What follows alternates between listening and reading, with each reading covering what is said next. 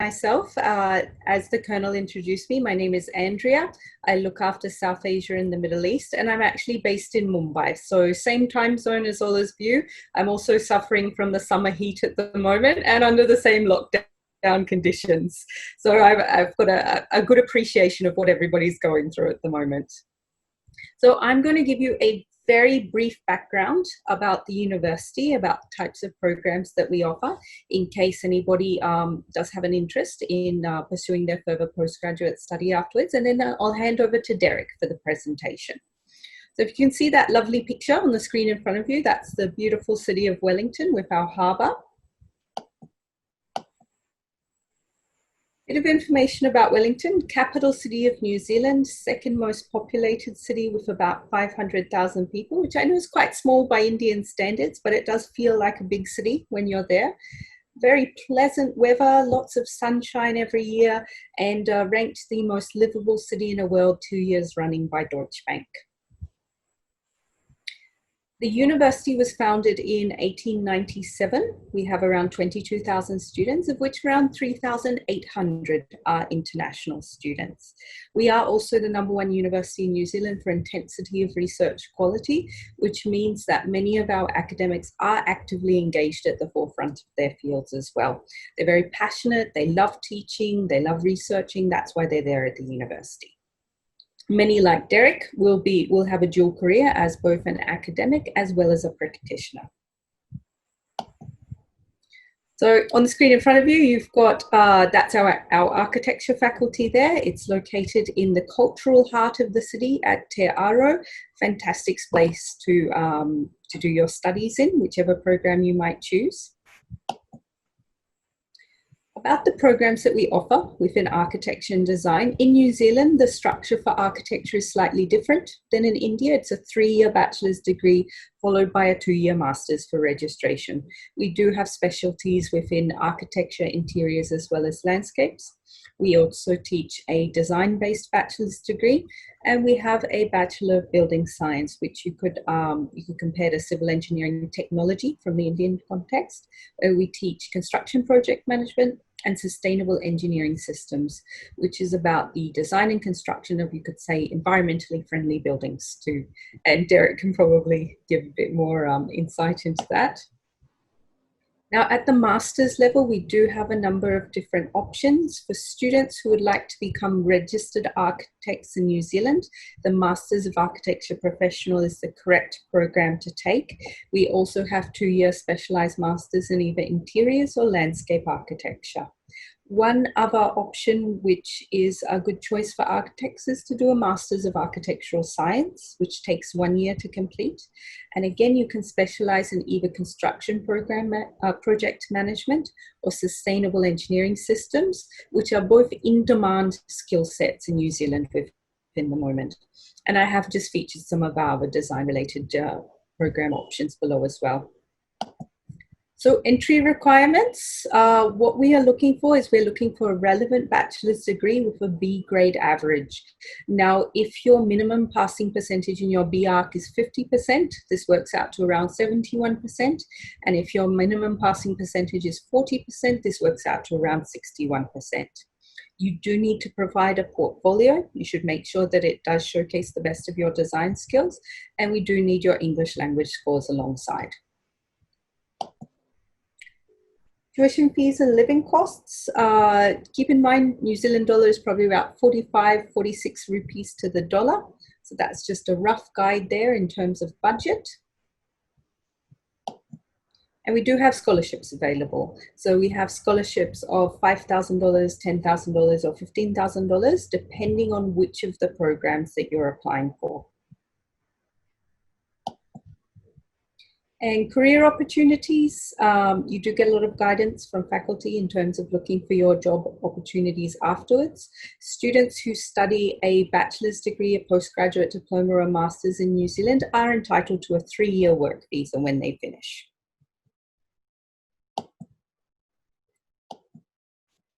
And that's my contact details in case you want to take a screenshot. You can write to me if you're interested in any of our programs, and I'll be happy to provide you with guidance on how you can apply and any other questions you might have which should be answered. I'm going to pass over to Derek now.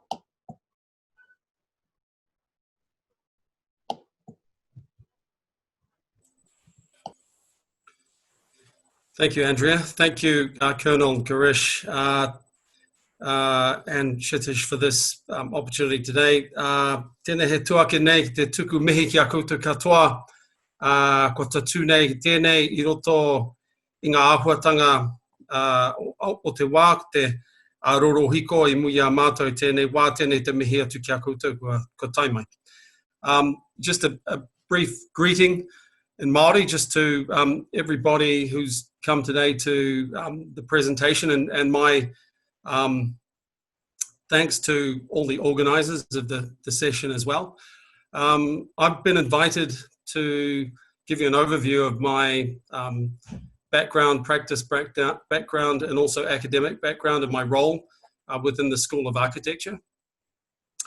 So as Colonel Garish outlined, I have a dual role as an academic and practitioner. I run a small firm with my wife. We do very specific projects that look at addressing more the Indigenous market and Indigenous clients, so Māori clients. I'm just going to switch over into to share my PowerPoint presentation with you. So excuse me for a moment, I'll just get that going.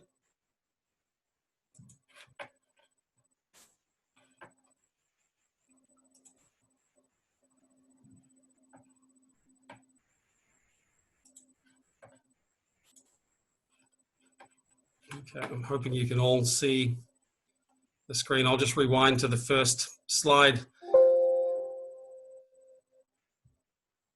So I'm of Māori descent.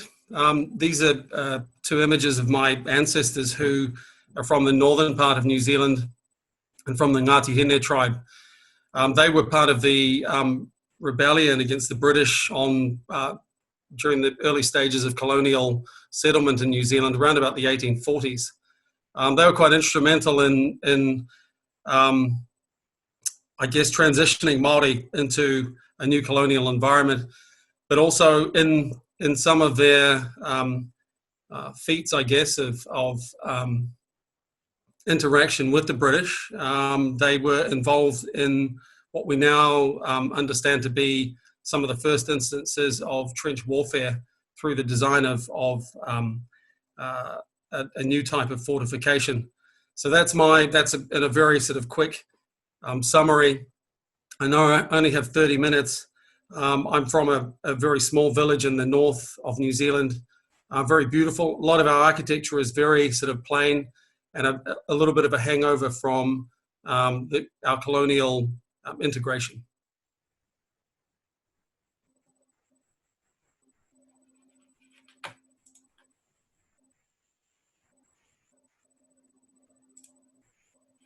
A lot of you might be more familiar with these images of New Zealand architecture or New Zealand Indigenous architecture.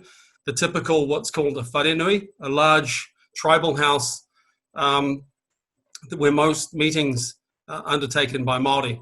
This is a derivation of the earlier, I guess, more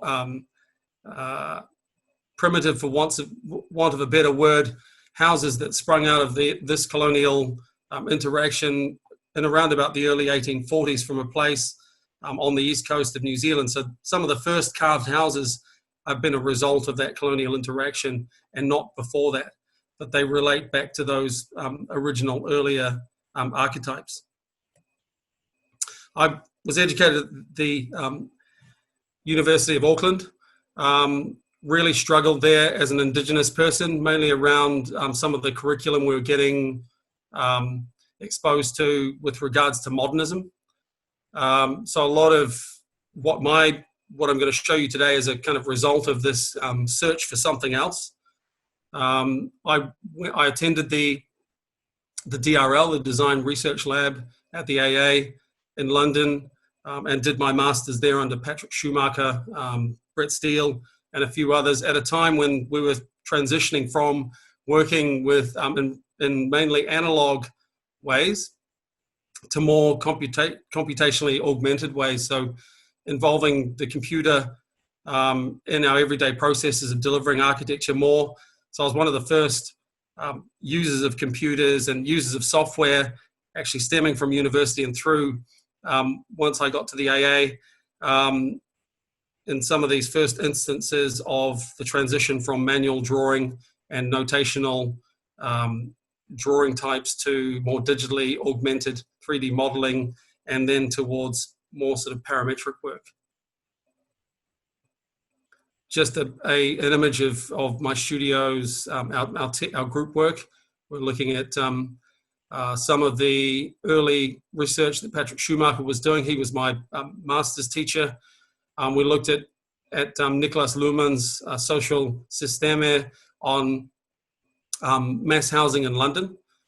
So this project was a 2-year course, a group course, where we worked in teams to deliver on some quite cutting-edge agendas at the time. All of it delivered through data-driven computer use. After the AA, I went to a couple of firms and contracted, Allies Morrison and Dyer, who were quite large commercial firms. I also worked for Gensler and a few others, and tried to pick up the front and back end of working as an architect, especially in the UK. And then as the economy started to slow, and with a lot of British companies moving into the Arab Emirates, we started doing a lot of work across in the UAE as well. John McCaslin, I worked a bit on this King's Cross St Pancras concourse station, did a lot of the technical work, technical drawing as part of teams in that practice. After that, I came back to the University of Auckland and started a lab that was to support a lot of digital work in the school there. So we're talking around about 2004 to 2007, 2008, where working digitally was quite, it wasn't very commonplace. So we set up this lab to start addressing that, started to link up internationally, started to try to understand how things like parametricism could infiltrate the way we were working, changing workflows, exposing students to a lot of international movements in this regard. I currently teach digital design methods at 4th year, where we look at just on the one hand, teaching students how to use some high-end software, Maya, Houdini, some of the software and programs that you will probably already know, Grasshopper, Rhino, in order to key into this idea of continuous file to factory or file to fabrication workflow. So go from digital file, early stage design with tools like Maya, and then moving them through to tools like Rhino, and then transitioning into the fabrication process to be then used as digital files for robotics or 3D printing. I also run a master's lab called Corporate Spheres. Corporate Spheres was stemmed from some early interaction with tribal groups, Tainui, Ngai Tahu, Ngāti Whātua, who had settled in the late 1990s and late 2000s, what was called the Waitangi Tribunal settlements. So I've been running this lab for some 4 years now, and we look at placing students within these Māori corporations. And so the Māori economy is currently worth in excess of 42 billion to New Zealand's economy. It's pretty much, it consists of small to medium enterprise mainly, but since settlement period in the late 1990s, there's been a 400% growth in the Māori economy. So it's the reason for running this lab is to basically ask the question, why did Māori move straight into kind of generic corporate space? Are there different spatial models that might be more appropriate to match ritualistic demand, behavioral demands by Māori corporates? And Māori, because Māori are quite a different type of investor, they're very slow at building investment portfolios. And the reason for this is because they're looking 2 or 3 to 5 generations into the future in terms of their investing. And so they try to invest in businesses that they know are going to be around for a long period of time. But they also, so through their intergenerational investment, they are even sort of speculating to go up to 500 years worth of investment. That's one of the latest investment strategies, and how they change their thinking around short and long-term investments, meaningful investments, and other, I guess, long-term, intergenerationally driven investing. Ngāti Whātua, I mean, these seem like small, very small amounts of money in relation to, I guess, a lot of the wealth that is there in India. But we have tribal groups of some 200-300 iwi tribal members with a value of in excess of 1 billion New Zealand dollars. And so that's been grown from settlement money, from money that was given to address injustices from the 1800s. And so they settled for a fraction, which is, generally around about 170 million for some of the largest tribal groups, and have grown exponentially over the last 20 years. They're really interesting investors. They invest in people, not necessarily short-term. They're very sort of, like I mentioned before, intergenerationally focused, and very growing people focused. This is a kind of corporate entity that I have a student placed with at the moment called Miro Moda. Miro Moda is a Indigenous Māori fashion apparel board, and they encourage young fashion designers to come through and become big names in the fashion industry locally and potentially internationally. So we're working with them to look at how, when they do their fashion shows, catwalks, their model calls, that there's a consistency that runs right through their, I guess, their infrastructure and products, and a lot of their design. So we're currently with a master's student at the moment, trying to pick up on computationally driven fashion, so fashion that remains digital. Also fashion that brings in ethics of genealogy, provenance, and other culturally driven values into the way that we do use the tools that we're using to deliver some of these master's thesis projects. Max is a student of mine, and he is placed with them. And so he, up until now, up until COVID, he was going between Auckland and Wellington, and trying to get his head around how they function as an entity, how they're different from mainstream, I guess, European type corporates in the way that they approach their brand. And so trying to get the consistency of their cultural values and drive that through the design. I also run what's called, every second year, what's called the Tūhoe Summer School. The last year we did this summer school with students from University of Melbourne. The Tūhoe are a tribe that's based in the middle of the North Island. They have a lot of really unbroken traditions. They have their cultural domain is fairly untouched, although it was disrupted by colonialism. They still have a really strong sense of themselves as a cultural entity, as a tribal group. They're very cohesive, very together, are one of the leading drivers of Māori cultural identity through the country. So we were involved in them allowing us to have an off-site materials lab where we only had a week to bring our 3D printers. We had large-scale clay printers, and they gave us access to tribal land, which had been cordoned off for 120 years. So we used a lot of their local materials. We made everything we did in terms of when we were on site was done using some of their traditional customs, filtering water, drinking water. We actually came up with some new mixes for clay. We cued into some of their sensibilities around how they view some of the animals that they have on site.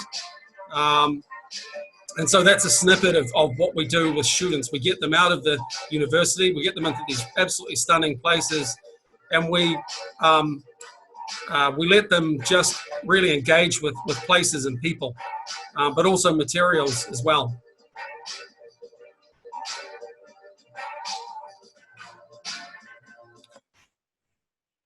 And so this is all a part of what I'm getting to next, which is the main topic of my talk, and I'm conscious of time, but this is SITUA, so Site of Indigenous Technologies Understanding Alliance.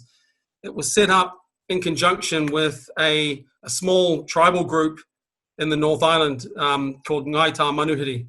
Ngāi Tā Manuhiri are located in Gisborne. I think if I don't want to risk losing my screen share, so I'll just describe it to you. So it's on the outermost eastern point of the North Island of New Zealand. So SITUA was set up to look at how we could get students out of the university into their domain and start working with them on their terms, but also to take our technologies out there, some of our procedural ways of working with computers, some of our parametric models, ways of working with 3D printing and machines, and to work with them on some of their agendas. The first project I wanted to show you, and I'm going to quickly move through the rest of them, is where we took a whole lot of, we were working with the Building Regulations New Zealand and one of the National Science Challenges, which is a funded spearhead for research in New Zealand. And we're looking at how we could create a multi-use tribal,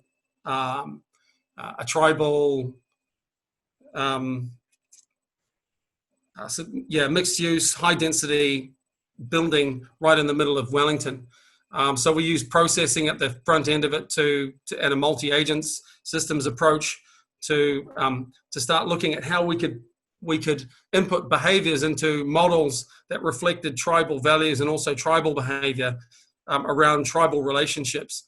And what we wanted to do was take a sliver or a sector of tribal groups and put them all together into a mixed-use building in an urban environment and use idealized behavioral traits between intertribal relationships, and then try to understand how that might manifest itself spatially in relation to family type, in relation to a whole lot of other criteria as well. So very much working computationally to find I guess, technological solutions, and also to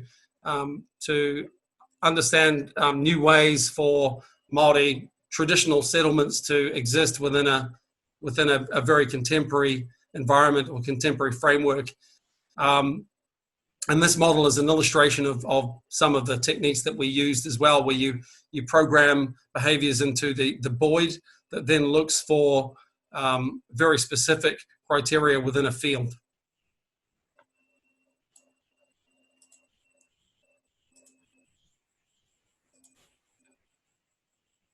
So I'm fast forwarding it a bit here. And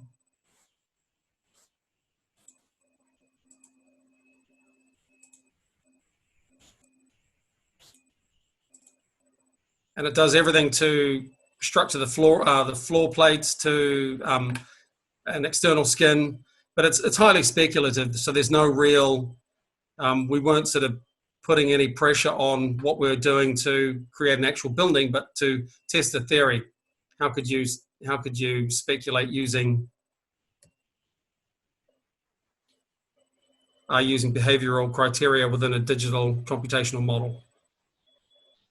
The second project, which I still have a master's student working on, I'm currently an investigator for the McDiarmid Institute, which is a research institute for nanomaterials and chemistry, which chemical sciences, which is attached to various learning institutions around New Zealand. So they give me research money to give out as a stipend or a scholarship to students. This project is the development of a dual-headed extruder in very crude stage at the moment.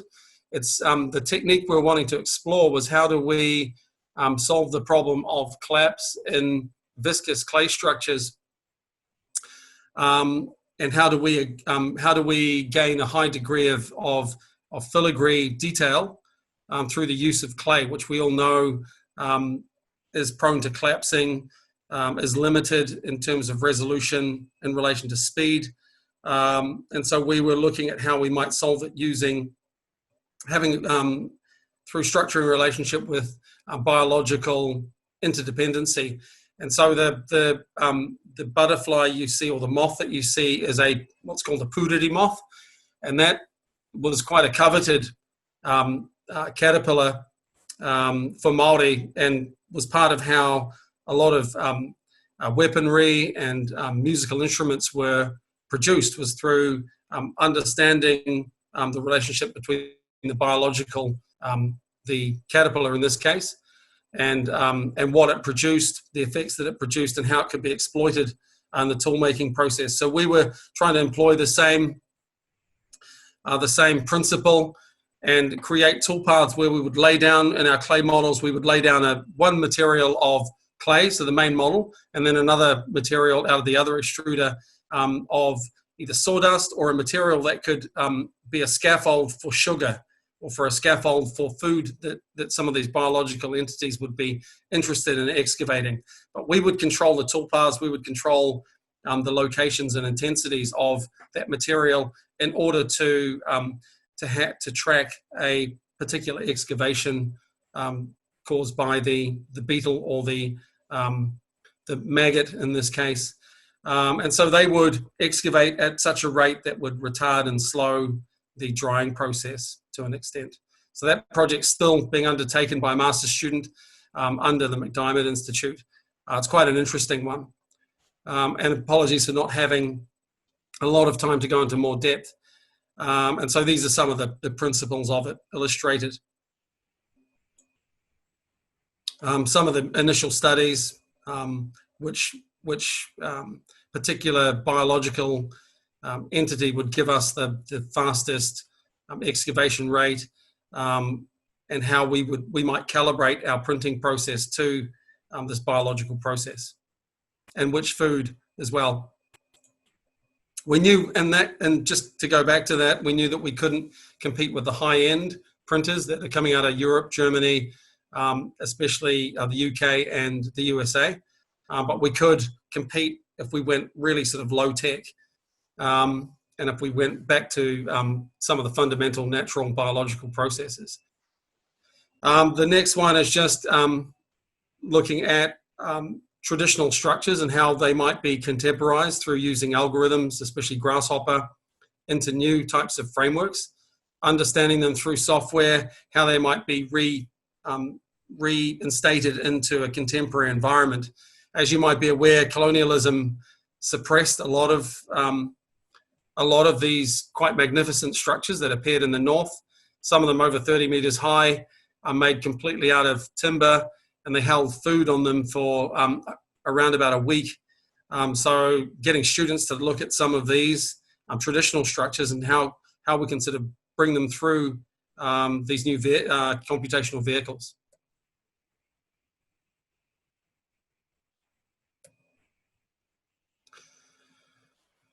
So this is a project that was undertaken about 2 years ago by a master's student of mine, looking at how we might take an industry process, which in this case was high pressure ground grouting, and apply it through our interaction with a tribal group on the west coast of the North Island, how we could apply it to some of their agendas around ecological and environmental collapse. So they're literally having problems with sea rising levels and erosion around some of their coastlines. So we were looking at how we might use high pressure ground grouting to start talking about solutions. So we came up with this method where you put an injector into the ground, and you inject material, and then you pultrude, but you use the ground as base as a scaffold. So we're talking largely sand bases in this tribal area and sand hills, so highly shifting sand. So we were set up on site there with them for a little while, just to sort of scope out where we might start testing some of these techniques. So these were some of the controlled in-lab techniques. We developed two aspects to the method, which was to use what we called soft forming and hard forming. So soft forming was into a heap of material. So in a real sense, you could get a truck dropping off a load of material, or have material inside of, say, a large container, which you can then inject into and create sort of structures using the ground as a scaffold. So it's kind of trying to get around the whole 3D printing issue of scaffolding, where you require fairly elaborate scaffolding as the level of complexity rises. So here are some of the 3D analytical models that we did in the early stages. I work fairly closely with my students on some of these projects. I usually also manage the relationship between the tribal group, the iwi, and students as well, to make sure things go smoothly, to make sure our scope is intact. But it's a different type of research we find for some of these tribal groups, where we're trying to sort of work actively through their lens as well of what this technology means and its use. So we only take technology that we think might be applied in some of these contexts. So the whole erosion and retaining came from some of the early meetings we had, and then it's sort of finding the appropriate tools that could potentially do those types of projects. So here's some of the harbour that's susceptible to erosion and high sea levels that they're experiencing now. And I'll just give you a quick shot of the site that we were allocated. So it's on this side, on the left-hand side, around about where the camera is panning to. So those are all shifting sandhills.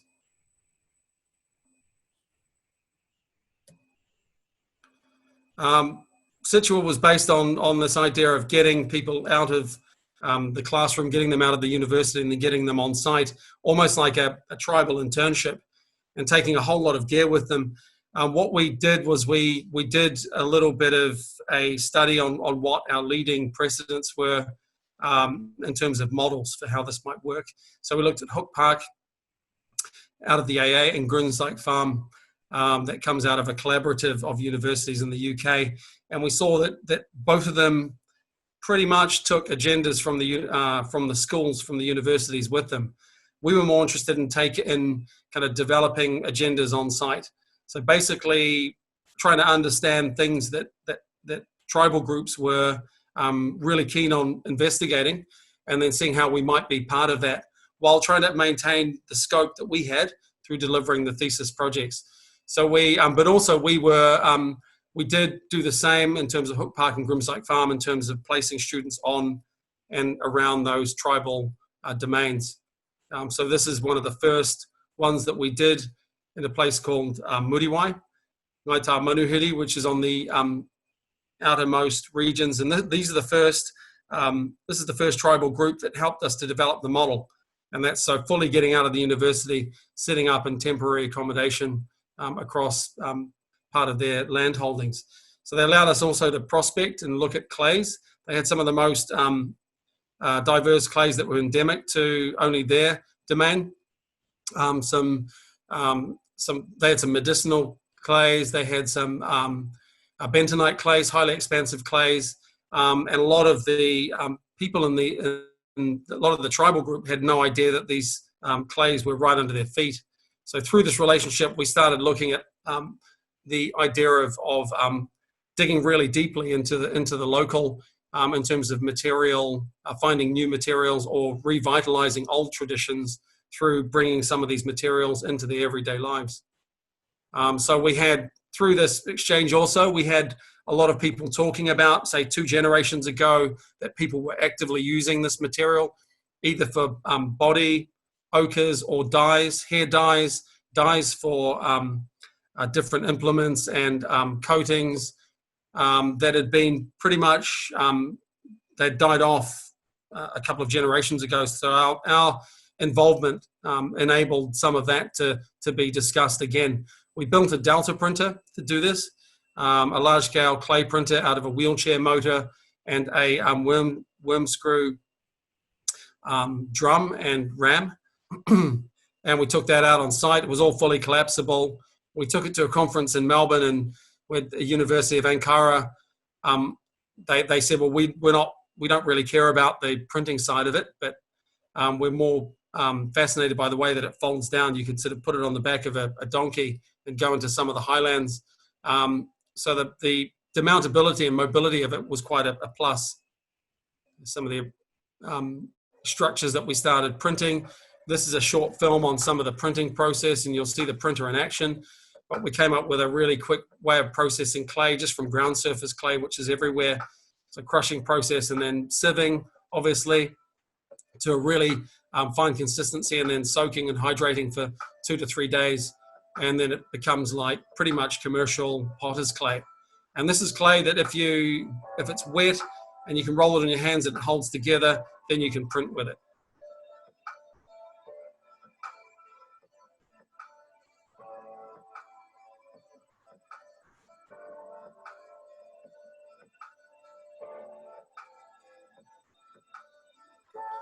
And so fairly low tech, but we sort of, and this was version 1 of the printer. So you can see a PVC pipe, and we had a really rudimentary RAM. We just set up an Arduino motherboard.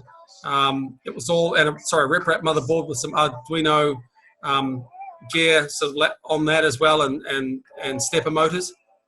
And we had the wheelchair engine, wheelchair motor driving the RAM, worm screw ram through the pipe. So this is the very first print. So really super low resolution. Most of the printing parts are printed from another, on another printer as well, just on an up box.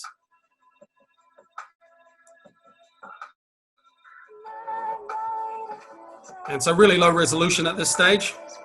And we had about a year with this project, but we're able to, once we're tested in the lab, we're able to take it up to Ngāi Manuhiri and start working with it. But we had clays going to and from Wellington in big buckets and on couriers and stuff, just testing the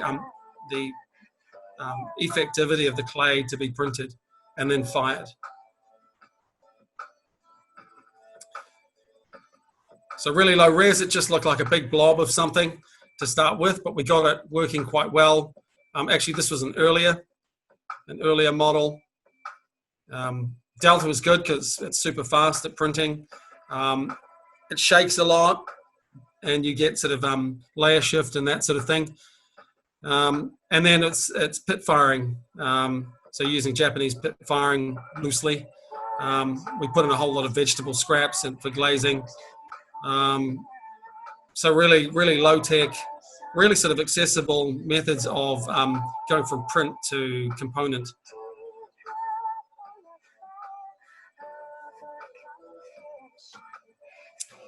So my master's student for this project was James Durkin, and really typical kind of student you get out of Victoria as well. Really hands-on, really interactive. So some of the communities that we were involved with,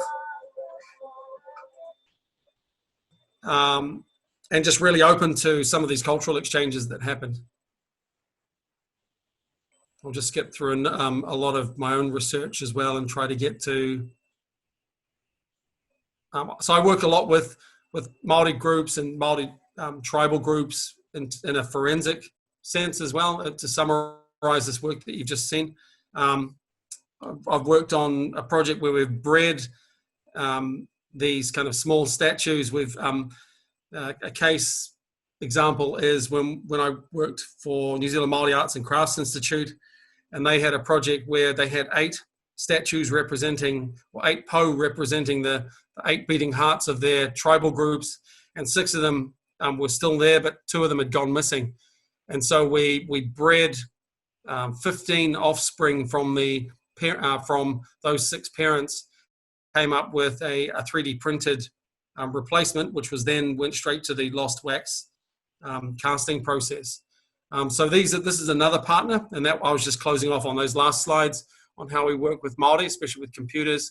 So I get hunted down a lot to do some of this work where Māori are really concerned about their IP, their intellectual property, but also want to explore it through the use of computers. So I've done a bit of work with New Zealand Māori Arts and Crafts Institute, which is they're given the mandate to perpetuate the Māori arts and crafts, which is mainly timber and stone based, and on occasion the use of animal bone as well for carving. It's a really prolific area for carving, and it's based in Rotorua, which is the main tourist hub. It's quite a Māori town in New Zealand. So I was sort of approached to help an artist out of Te Puia, out of New Zealand Māori Arts and Crafts, which you see on the right here with those small pools and the red markers, to come up with a sculpture in a competition. And it was based on this particular hill here, which is the origin of some of the geothermal activity in the whole of Rotorua, whole of the town. So this is quite a sacred small hill that was very early settlement of the area. So a bit of drone footage, but we looked at how there used to be a geyser here. So I came in at the point where the artist was looking at some of these very rudimentary sketches that you see on the right, but basing them on Māori patterning. And so looking at the double helix, and then the artist and a film crew put a camera down the geyser and saw that when it was spinning, when it was about to release hot steam and water, that it was spinning in a vortex as it came out. So that sort of gave rise to this idea based on some ancestral knowledge as well, specific to that tribe. So my role was just to break it down and to look at what kind of geometries could best match the intent that the artist put in place, which was these images here. When it first started out, the engineers were looking at it being made out of timber and then having a secondary or primary structure and then a secondary structure.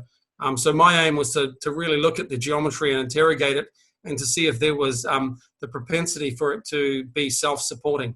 So looking at how the geometry worked as a efficient engineering structure, I guess. So I'm just backwards engineering some of the early visual stages of it using, so a lot of this digital model here was built using Rhino Grasshopper, all the interpolated curves from those the earlier cones, and then put some traditional elements for joining some of the piping that you now see emerging here. So there's this whole conceptual vortex that you can see explicitly in the sculpture. I was quite interested in how you might build it. So we were looking at stainless steel, and this is the general scale of it. When the tenders came out, the tenderer said, yes, we can build this, but only if you do it like the image on the right. And so we went right around, pretty much around the world, actually. Went to China, went to Germany, and we went to Italy. Some of the best stainless steel producers in the world. Went to Canada, and none of them could produce it out of stainless steel. I pretty much did most of the FEA on it, including some karamba, after the engineers took too long. So leveraged some of the tools in order to understand what the sculpture was doing, what its minimal deflections were, and then where that might take us. So as mentioned before, went around the world to try and find someone, created endless files. This file here reflects what happened after 6 months when we had no luck internationally. we reverted to, well, we had discussions with a local company and ended up getting the whole thing made around about 1 kilometre from where the site will be, by a company called Kilwell Fibre Tube. So out of carbon fibre and plastic. They bought 8 raised 3D printers and then printed the sculpture, which has only been finished printing in the last 6 months. It took them around just close to 2 years to print it. And this is 24 hours a day, 7 days a week with these 8 printers. And here are some of the models. I've got a piece of the model as well to show some of the scale of the piping. So male, female, keyway, all produced in the digital model and then printed over that period of time and then put together, and then a carbon fiber sock was put over the sculpture inside the shop, inside the factory. It's 12 meters tall, so it's quite tall. Quite challenging from an engineering point of view. You can see the carbon fiber there, pre-workshop finish, so it's a bit rough, and some of the base configurement as well. So there's the scale of it. It reflects it. It's a very sort of Māori geometry, but in a contemporary kind of reinterpreted in a contemporary sense. So while a lot of Māori patterns are not three-dimensionally explored, apart from in carving, once you do put them into your computational models, they do have a high degree of performance. And so there's there are a few papers that I've been working on around the sculpture. The sculpture is going to be installed after it was about to be installed 2 weeks before going into COVID, but then it was put on hold. And so looking forward to that going up. Here's a few kind of visuals, and I'm rounding off towards the end of my talk now. But have been involved in just discussions around the fact that a lot of Māori geometries are unbuildable if you use normal notational methods like orthogonal drawing, so plan sections, elevations. That you can only model these, or you can only create them within a virtual computational environment of software such as Grasshopper, Rhino, or others that are more generative than anything else, because they're so difficult to describe three-dimensionally. But the beauty has been that we've been able to test it and been able to do FEA, finite element analysis on it from an engineering point of view, to also graph its performance.